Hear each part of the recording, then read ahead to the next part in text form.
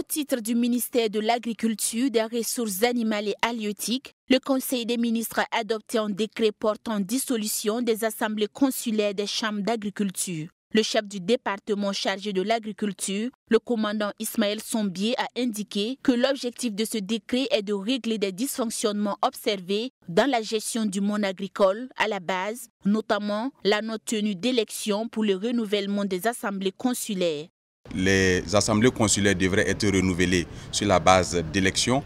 et malheureusement ces élections n'ont pas pu se tenir. L'objectif est de placer désormais ces chambres d'agriculture sous la tutelle des directions régionales de l'agriculture et pour la Chambre nationale d'agriculture de la placer sous la tutelle de la direction générale en charge du monde rural. Il faut dire que la dissolution des organes consulaires des chambres d'agriculture n'est pas synonyme de la fin de l'existence des chambres d'agriculture parce qu'il y a l'organe administratif qui est notamment dirigé par les secrétaires généraux qui va continuer d'exercer, bien sûr, sous la tutelle du ministère de l'Agriculture, des Ressources animales et halieutiques. C'est donc rassurer l'ensemble du monde paysan, du monde rural, que leur représentation continuera de valoir auprès des organes centrales de l'État et que leur voix continuera d'être portée par les chambres d'agriculture. Pour le compte du ministère de la Justice et des Droits humains chargé des relations avec les institutions, le Conseil a adopté un projet de loi portant relecture du Code de procédure pénale adopté en 2019. Selon le ministre Edaso Rodrigue Bayala,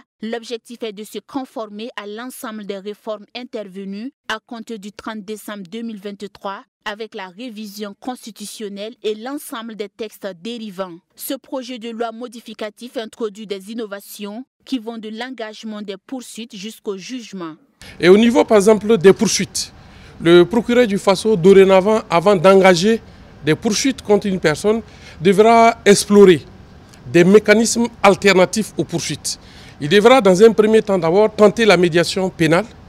avec l'intervention de toutes les parties pour savoir s'il n'est pas possible de concilier les intérêts de la personne auteure d'une infraction et les intérêts de la victime. S'il y a un accord à ce niveau, les poursuites sont abandonnées. À un deuxième niveau, en ce qui concerne les personnes morales qui ont commis des infractions, qui ont porté préjudice au trésor public. Et cette réforme se constitue comme une convention judiciaire d'intérêt public. Il s'agira pour le procureur du Faso de faire déterminer de manière exhaustive le préjudice qu'a subi le trésor public